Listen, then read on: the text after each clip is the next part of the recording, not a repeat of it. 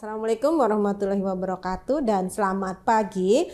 Perkenalkan saya Diah Ekowati Ningsih, salah satu dosen pengampu mata kuliah keperawatan gawat darurat di jurusan keperawatan Poltekkes Kemenkes Makassar. Ya, pada kesempatan kali ini saya ingin berbagi ilmu mengenai kegawat daruratan pada keracunan. Adapun tujuan pembelajaran kita hari ini adalah setelah mengikuti pembelajaran ini, maka diharapkan kita mampu menjelaskan pengertian dari keracunan, mampu menjelaskan jenis-jenis keracunan, mampu menjelaskan tanda dan gejala keracunan, serta mampu melakukan penanganan pada keracunan.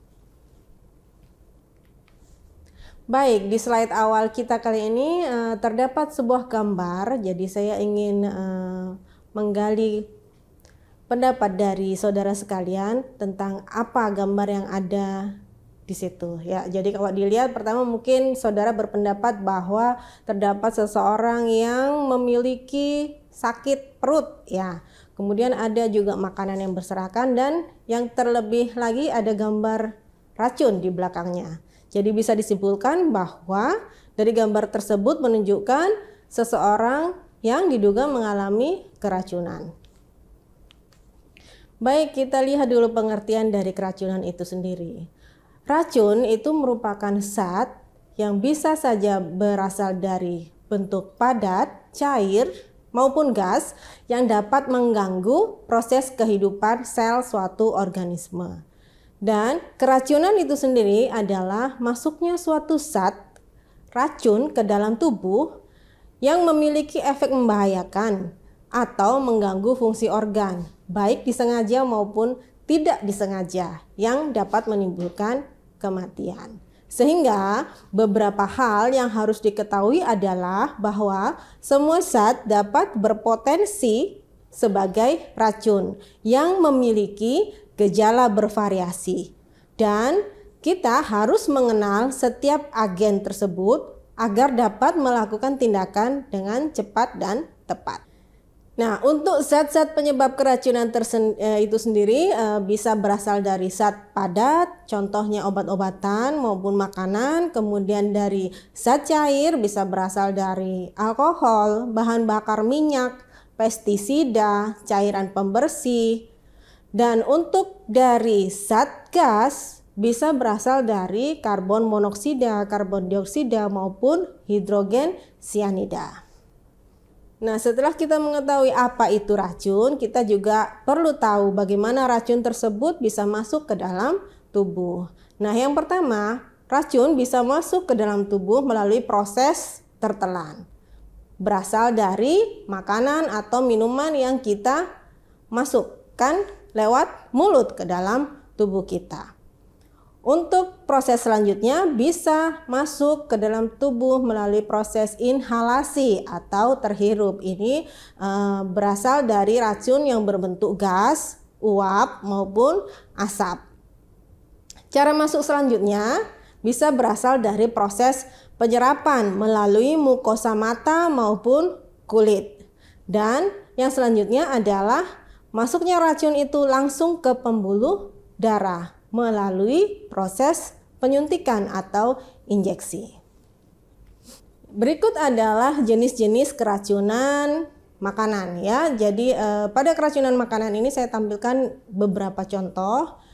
Bisa saja keracunan tersebut diakibatkan oleh makanan atau sayuran jengkol, singkong, tempe bongkrek maupun makanan kaleng. Nah, untuk keracunan makanan itu sendiri, tanda dan gejala yang muncul antara lain mual muntah, sesak nafas, mulut yang berbau khas ya, kemudian mengeluh sakit perut, sianosis, dan hingga penurunan kesadaran sampai meninggal dunia.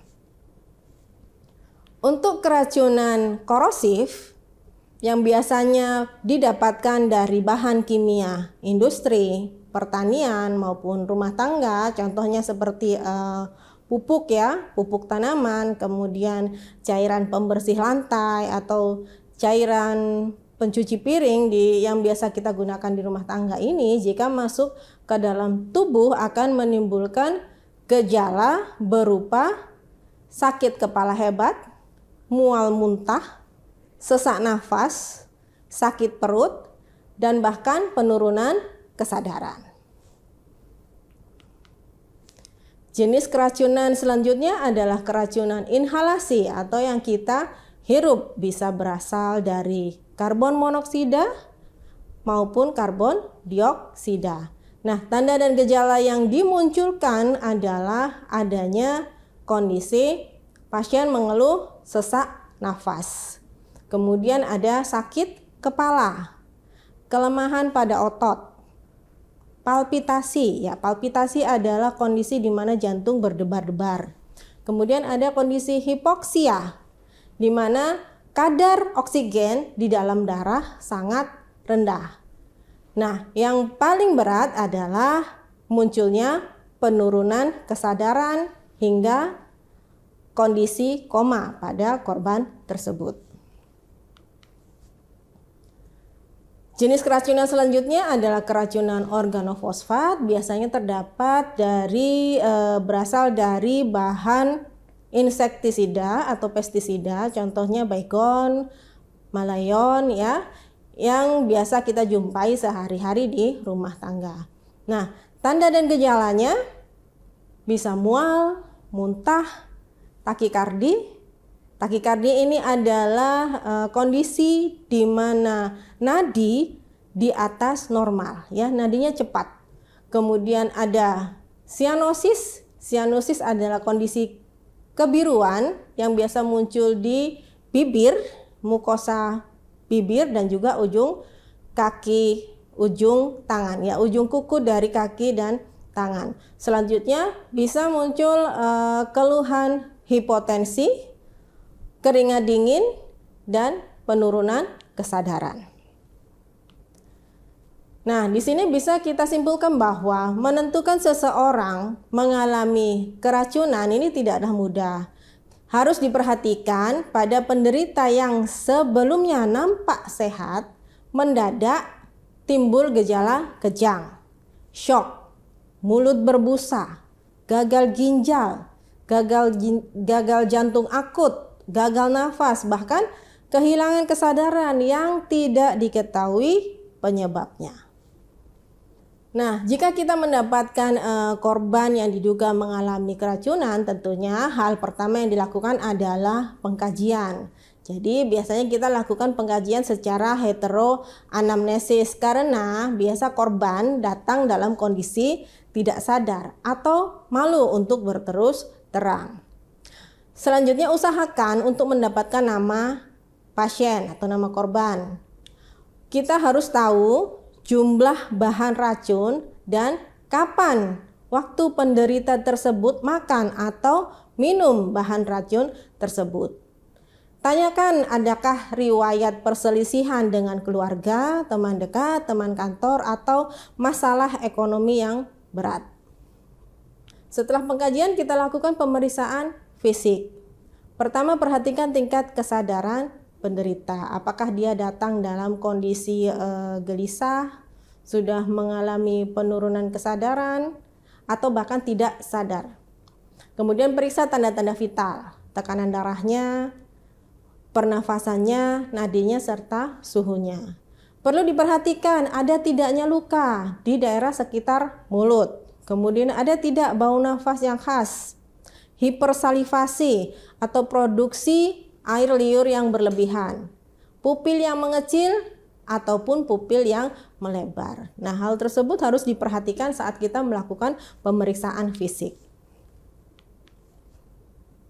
Untuk melengkapi pemeriksaan fisik, tentunya kita lakukan juga pemeriksaan penunjang. Namun, untuk pemeriksaan laboratorium ini biasanya tidak memberikan hasil yang terlalu membantu. Nah, fokusnya kita lakukan pemeriksaan toksikologi untuk mengetahui kepastian diagnosis, yaitu jenis apa racun yang masuk ke dalam tubuh. Kemudian pemeriksaan patologi ini penting juga dilakukan untuk membantu kepastian diagnosis dan sering dibutuhkan untuk menyingkap penyebab kematian karena keracunan, biasanya pada kasus pembunuhan. Baik, setelah kita tahu tanda dan gejalanya, tentunya kita harus melakukan penanganan atau tindakan pada korban tersebut. Nah, secara umum prinsip penata laksanaan keracunan adalah kita harus membersihkan saluran nafas dari kotoran, lendir, atau muntahan. Nah, saat kita melakukan tindakan pembersihan saluran nafas tersebut, kita harus melindungi diri kita sendiri sebagai penolong.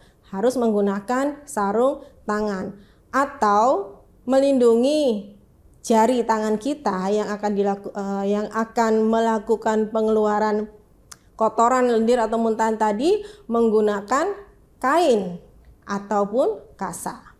Selanjutnya, berikan bantuan nafas jika terjadi henti nafas. Hindari pemberian nafas langsung mulut ke mulut, tapi gunakan alat bantu pernafasan. Kemudian hindari aspirasi dari gas racun yang berasal dari korban. Cegah dan hentikan penyerapan racun. Keluarkan racun yang telah diserap, berikan pengobatan simptomatis sesuai gejala, dan identifikasi penyebab keracunan untuk pemberian tindakan pengobatan spesifik dan juga antidotum. Baik, kita lihat penanganan racun yang ditelan. Jadi kita bisa melakukan tindakan untuk mengurangi absorpsi racun dari saluran cerna dengan cara merangsang muntah atau melakukan tindakan kumbah lambung. Nah, mengabsorpsi racun ini bisa digunakan pemberian karbon aktif ya untuk mengeluarkan racun yang ada di saluran cerna serta membersihkan usus. Nah, untuk pemberian antidotum atau penawar racun ini hanya bisa diberikan pada beberapa jenis racun tertentu karena racun yang memiliki antidotum ini hanya berjumlah kurang dari 10% dari bahan beracun yang ada.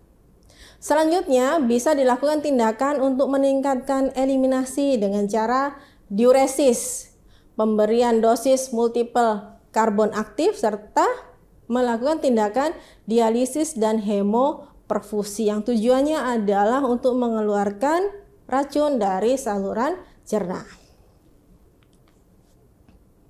Nah, untuk tindakan kumbah lambung itu sendiri ada indikasi, kontraindikasi, serta komplikasi. Jadi harus diperhatikan ini. Indikasi dari tindakan kumbah lambung ini dilakukan jika kejadian keracunan tersebut terjadi kurang dari 6 jam. Kemudian usaha untuk melakukan muntah tidak berhasil. Kesadaran pasien bertambah menurun serta pasien yang tidak kooperatif. Nah, untuk kontraindikasinya, kumbah lambung ini tidak boleh dilakukan pada korban yang meminum atau menelan bahan korosif, contohnya minyak tanah, bensin, ya, obat konvulsan, dan juga pada pasien yang memiliki gangguan elektrolit.